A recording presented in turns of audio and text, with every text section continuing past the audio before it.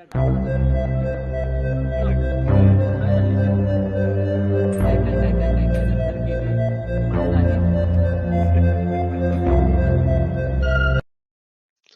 स्वामी समर्थ भावांनो, नवीन ब्लॉगवर आपलं स्वागत आहे. मी योगेश आपल्या या ब्लॉग मध्ये सर्वांचं सहर्ष स्वागत करत आहे.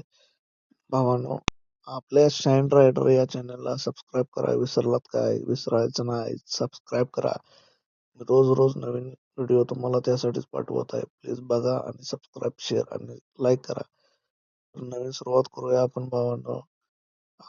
वाल्यांचं काम असते बघा, डेलीचं रुटीन गाडीवरच. ही माझी शाईन, दिवसभराचं काम या शाईनवरच. शिरोली MIDC बघा, न काम चालू होतंय शिरोलीमध्ये. कितीतरी लाखो घरांचं जीवन ह्या MIDC वर चालतंय.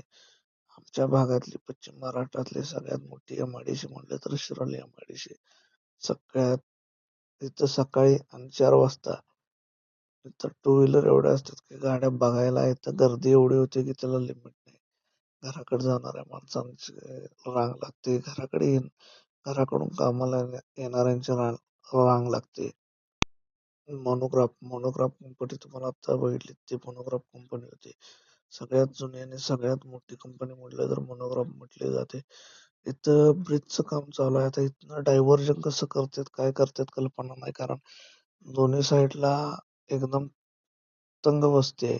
हे मेनन पिस्टन रिंग, ही पण खूप मोठी कंपनी, खूप जुनी कंपनी. आता इथं रस्त्याचं काम चालू करणार आहेत, ब्रिजचं काम चालू करणार आहेत असं दिसत आहे. इकडं पलीकडच्या साईडला साई सर्व्हिस आहे. साई सर्व्हिसच्या अपोजिट साईडला पण वस्ती आहे. काय खूप कंजेक्टेड जागा आहे तिथं पण. रस्त्याच्या कामामुळे आता त्यांना हटवतात का काय ते पण काय माहित नाही. भावानं तिथून पुढे आलात की एक ब्रिज आहे. या ब्रिजच्या तिथं काय माहित कोणास ठाऊक, पण इथं ऍक्सिडेंटल एरिया. इथून भरपूरदा इथून ह्याच जागेवर बघा, इथून 2-3 वेळा ट्रक वरून खाली गेलेले मी बघितले. तिथून जरासं पुढे आलात की हे मर्सिडीजचं शोरूम आहे. मर्सिडीज कारचं शोरूम आहे. ह्या भागात सगळ्यात जास्त शोरूम्स तुम्हाला दिसतील, कारण इथं इथं बघा, इथं टाटाचं पण शोरूम दिसेल तुम्हाला. पलीकडे रेनॉल्टचं आहे. तिथून खाली उतरल्यावर हे आमचं ऑफिस बघा. ते म्हणे उमेश सर आहेत, हे सगळं बघतात. आज कस्टमर व्हिजिट होती. कस्टमर व्हिजिट साठी गेलो होतो. कस्टमरांचा रिव्ह्यू घेतला, कस्टमरांना विचारलं सर्व्हिस कशी आहे, काय आहे.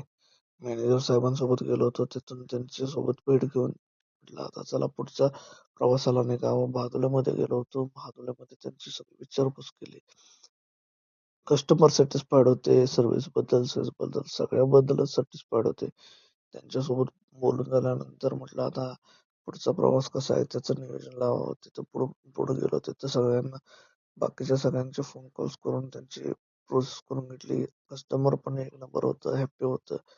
त्यांचे रिव्ह्यू घेतले, ते खुश होतं. पुढं आलो कवठे मध्ये. इथे एक मशीन चालू होतं. आपल्या भागातलं सगळ्यात मला वाटतंय ऊसाचं क्षेत्रफळ म्हटलं तर कवठे दुधगाव भागातच आहे. कारण इथं एवढ्या मशीन चालू आहेत, एवढे क्षेत्रफळ आहे. कवठे ही जी मशीन चालू होती, ही आमची शक्तिमानची मशीन आहे.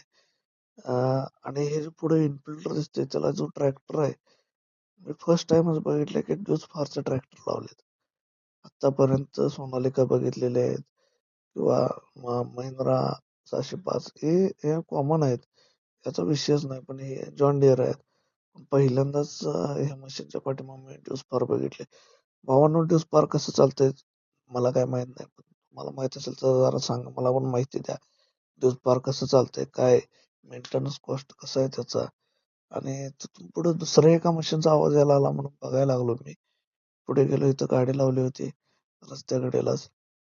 जाऊन बघावं म्हटलं. पुढे बघतोय तर पुढे असं वर येऊन थांबलेलं. म्हटलं यायला कुठेतरी मशीन दिसते, आवाज येतो. बघतोय तर इथंच चालू आहे म्हटलं.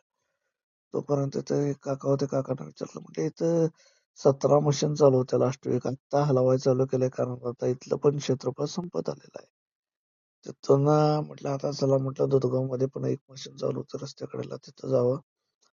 हे पण आमचे कस्टमर आहेत, त्यांच्याच तिकडे चाललो होतो तर त्यांचाच ट्रॅक्टर आडवा आला. म्हटलं इथं चढाला ट्रॅक्टरचं हे चालू होतं, आता म्हटलं स्टंट होतोय का काय.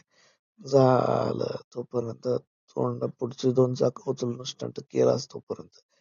काका पण खुश, आम्ही पण खुश. चला म्हटलं आता काय झालंय, दिवस मावळतीला येत होता. साहेबांची भेट घ्यायला आलो. साहेब म्हटले चहाच घ्यायला चला म्हटले कारखान्यावर. चहा घ्यायचं म्हटलं तर चला म्हटलं कारखान्यावर आलो. चहा घेत होतो तोपर्यंत बैलगाडीवाले येत होते. एक नंबर दृश्य होतं भावांनो. बघा हे सेल्सवाल्यांचं नशिबात आहे.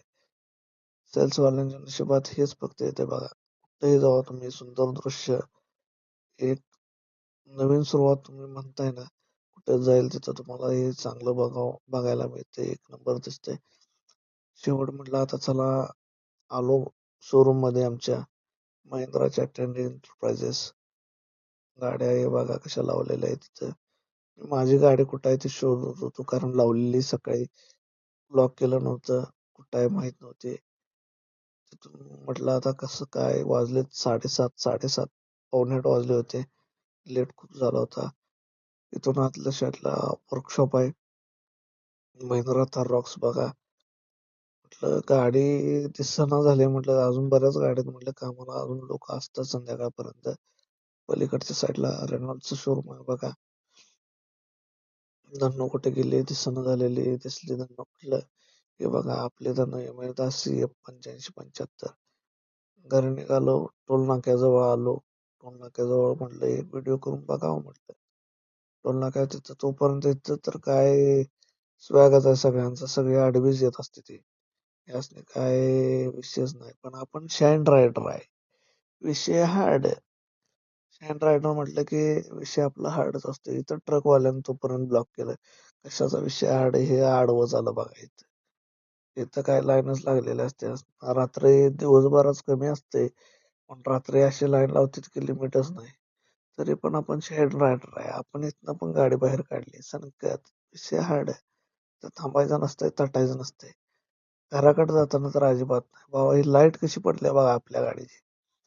बलच गाठलाय तसा. बॅटरीच घालत आहे. बॅटरी पण नवीन घातली, बल बी नवीन घातलाय. काय करायचं, प्रवास आहे. आपल्याला कमी गाडीला जास्त खायला द्यायला लागतंय, तेव्हा इथं सेलचं काम होतंय. सेल्सवाल्यांना माहित आहे गाडीचं काम काय किती महत्वाचं आहे ते.